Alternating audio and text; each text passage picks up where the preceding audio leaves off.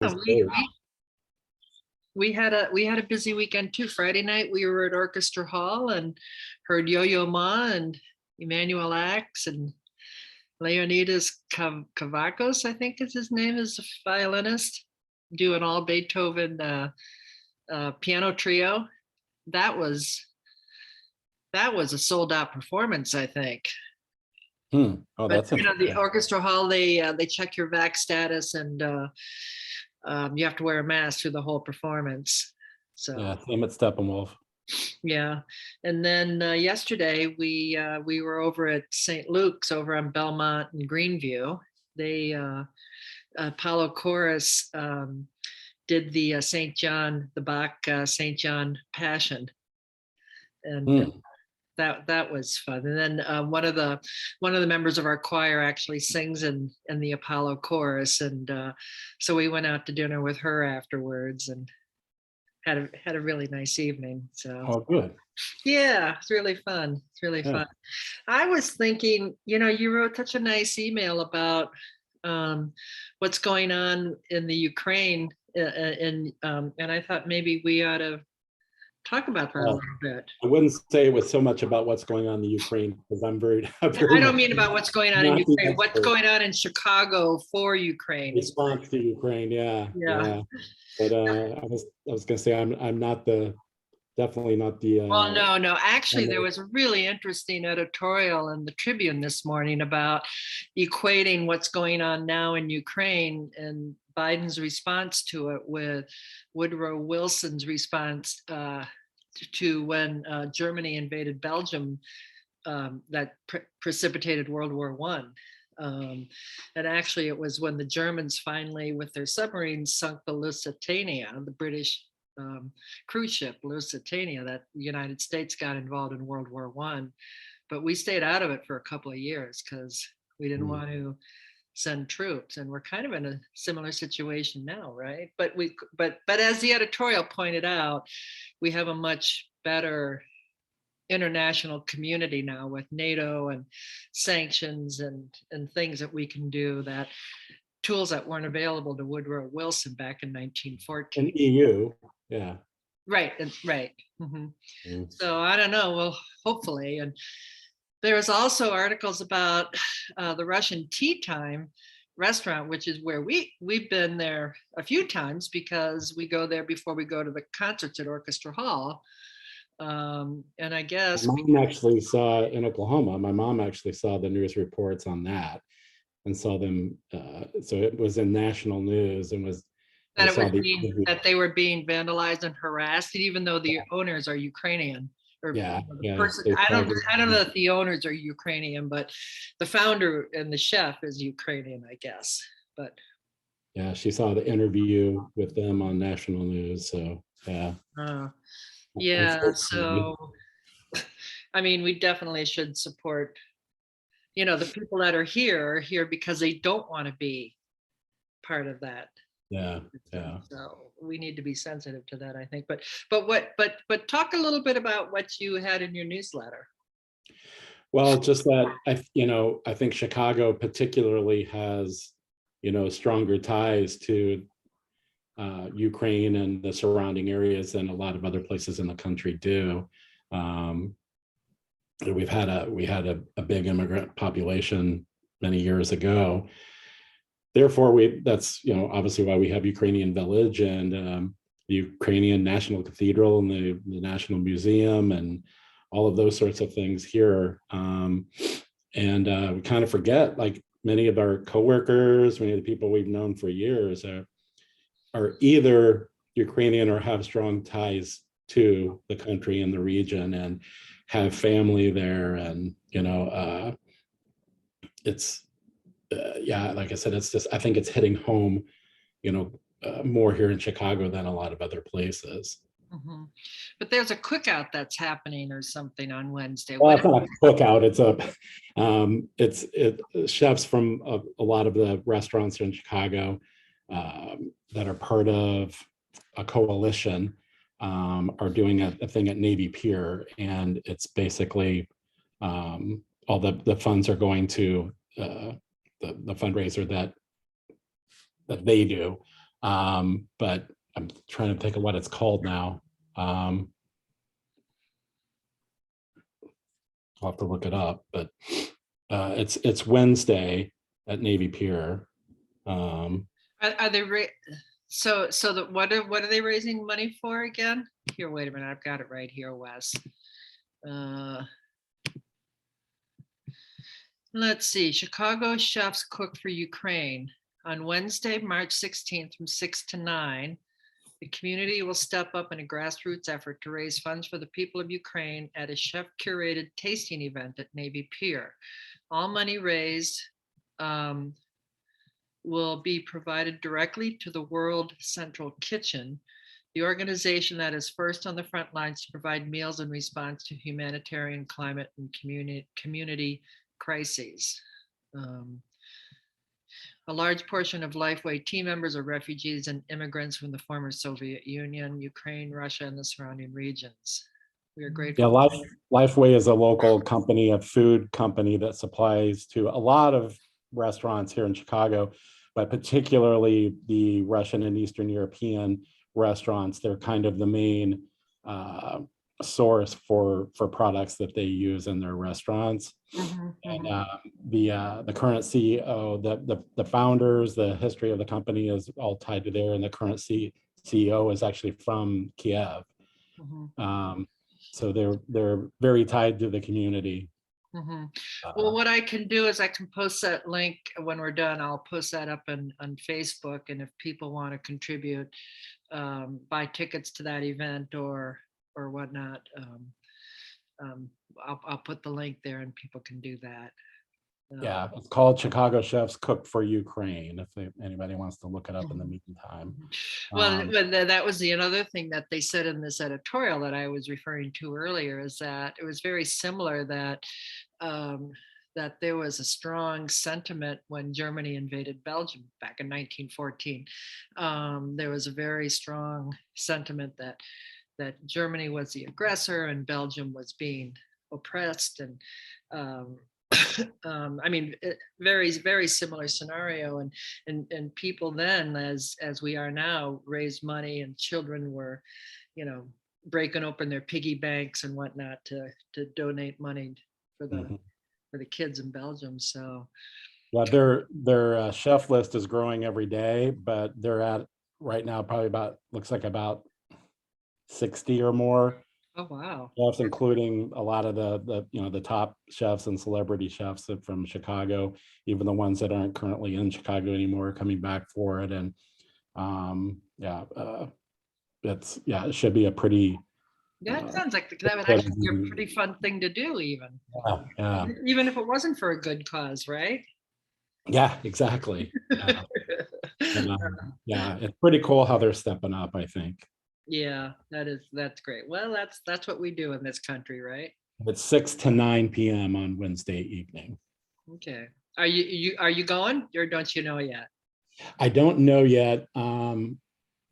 We had something else that I'm going to try to move to go over there, but how much are the tickets? Do you know? I will tell you.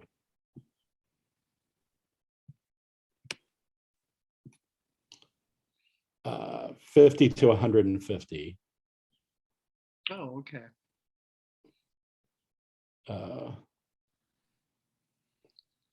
Is there a difference in? Oh no, it looks like the lower price actually is $150. I don't know why it read that way, but it's $150. VIP is $500. Bronze sponsor $5,000, $10,000. They all the way up to like $50,000 sponsors. But looks like for general admission it's $150. Of course, that's dinner and beverages and everything too. So yeah. Oh, cool. Okay. All right. Well, anyway, here we go. And I wish I had included it. I didn't think of it because I was really looking for, Chicago area, events and fundraisers to promote in the email I sent out. But I got an email back from a friend. It's on my list. It was in California. And I don't know why, but I'd kind of forgotten about this, but it's not a Chicago area thing, but outright Action International is doing a fundraiser to support LGBTQ Ukrainians who are, really being persecuted under the Russian regime. So there's some great ones like that, and animal one too that my mom has been supporting too, because the animal shelters in Ukraine were pretty much decimated, and the animals are starving. So it's a pretty sad situation. So I think there's lots of areas of, for whatever people's interests are or whatever, there's lots of different things they could do to focus on, certain populations or whatever. Yeah. Anyway, okay. All right. So what else is going on? Yeah, so we went to Steppenwolf. Yeah, it was really interesting because, they too, you had to have the vaccination and wear the mask. But I did get a survey from them afterwards, and most of the questions had to do with, would you be comfortable, without the mask and those sorts of things, or be comfortable if they didn't require vaccination checks and all of that. So that was interesting. So it looks like they are at least taking the temperature to see, how people would be. But also this was in the main stage, the downstairs theater at Steppenwolf, and I don't know if you know, but they actually just completed their extension and their renovation and the new theater. It's like, I think the country's only like in the round stage theater right now. And we couldn't go into the inside of it, but we were able to kind of walk around it. It's phenomenal. It's a $74 million project, and it's really fascinating. And it's kind of like I don't know, it's like almost like a round stone. It's made of concrete, but it's round, but kind of with geometric parts to it that it sits within the building and then kind of sticks up out the glass roof. So it's like this giant, almost like concrete igloo sort of thing. Like a geodesic dome like that, you mean? Well, it doesn't have that sort of perfect form to it. It's very, it's got some flat sides and stuff to it, but not any particular geometric pattern. It's kind of more random, but it is fascinating looking. And I asked somebody if they could take us in, and they couldn't. So I'm dying to see what it looks like on the inside.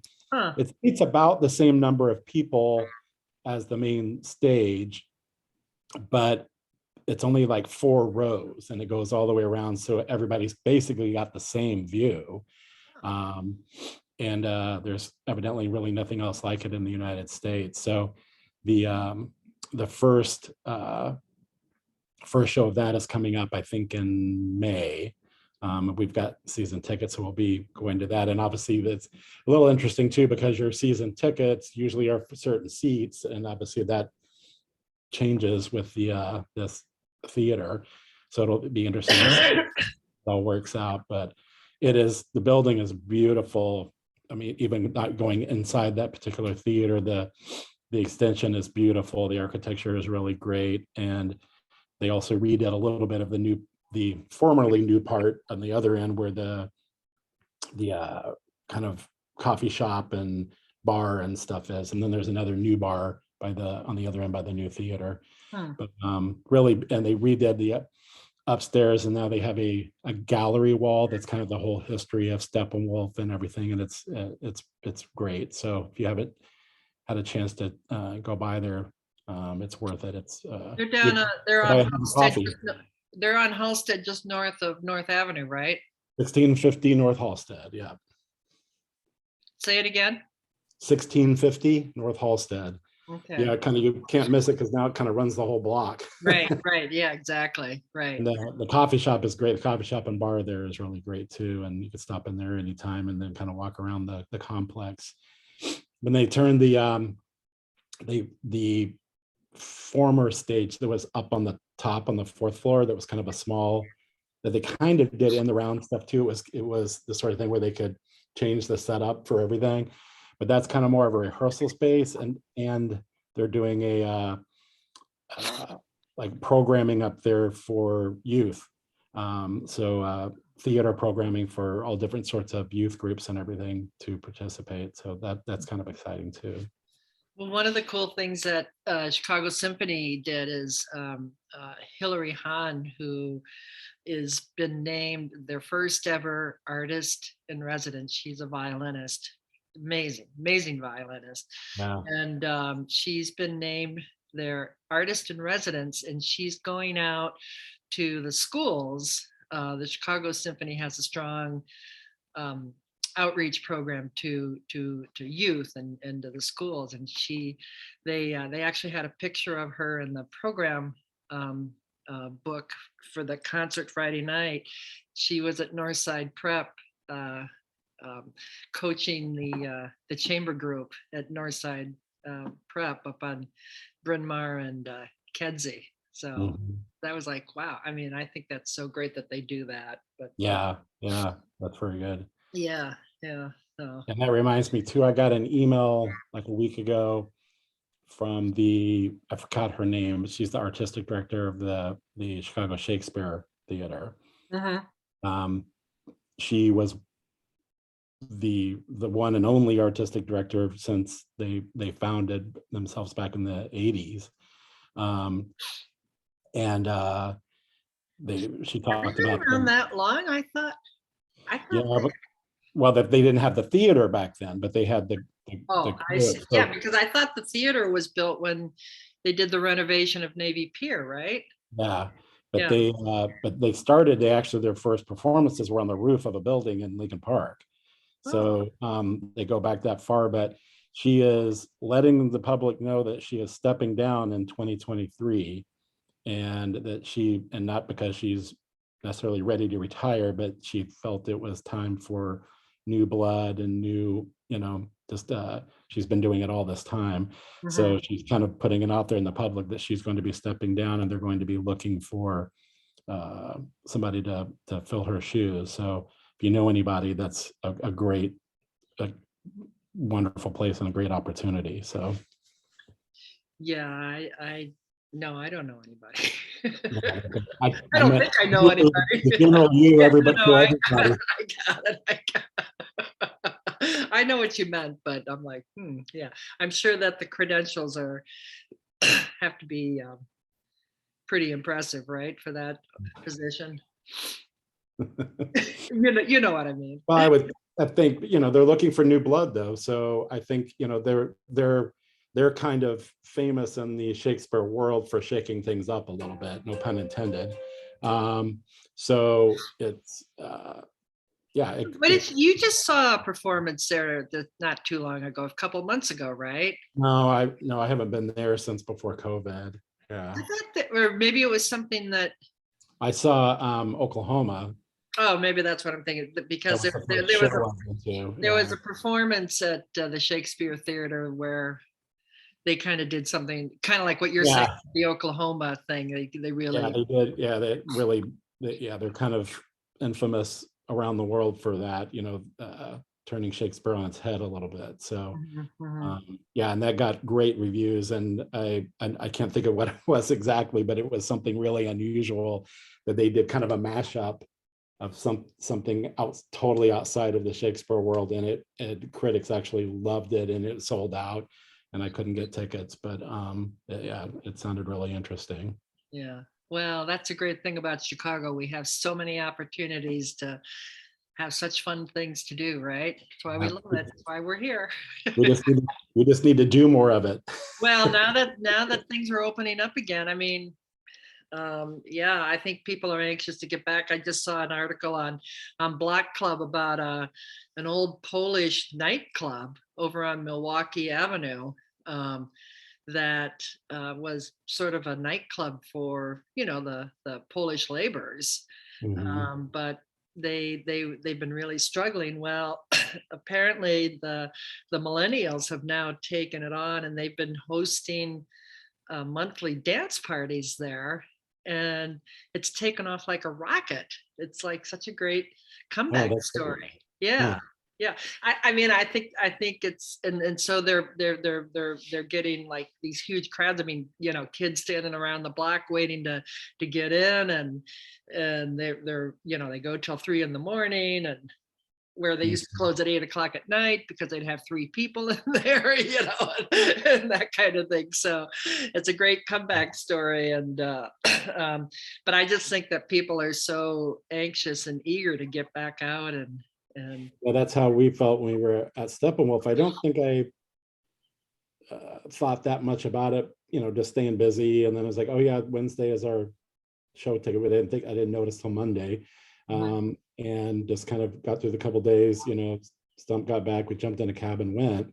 And then once we were there though, it was all coming back to me, and it was exciting because of the new development was, the new space was there, and just being back, and I was kind of forgotten, what it was like. And then it became really thrilling and exciting. That's why I sent you and the text, and I said, we're back, baby. We're back, right? Yeah, I mean, I think that I sense that when I go into these events, that there's kind of a buzz, kind of an energy, that people are just excited. And it wasn't full. I mean, it was there, and they had been emailing me. There were still tickets available because not everybody's back yet, and ready to do it. But right. So there's well, some I personally am glad that they're checking vaxes and requiring masks. Yeah, I mean, I don't think it's a big, ask to have to provide that, and it makes me feel better about the fact. I mean, like I said, Friday night was sold out, but you feel a little funny about sitting next to a complete stranger. But I'm like, well, they couldn't have gotten in if they hadn't been vaccinated. So I felt, I don't know. I mean, we're vaccinated, so I don't know. But I think it's just that we've been isolated so long that there's kind of a feeling about, do you want to be too close to a stranger? weird. Yeah. Right? Yeah. So anyway, all right. Well, everybody, we're going to have a good week to enjoy. It's going to be in the 60s, and St. Patrick's Day on Thursday, actual St. Patrick's Day, and lots of fun things going on this week. The cookout Wednesday night, and I don't know what. Stop saying cookout. What? Stop saying cookout. It sounds like hot dogs on the barbecue. Oh, well, what do you call it? The chefs cook for Ukraine. Okay. All right. Well, anyway, lots of fun things going on this week. So everybody enjoy the nice weather, the change in daylight savings, and get to bed early so that you can get up early. And we'll see you all next week. All right. Bye.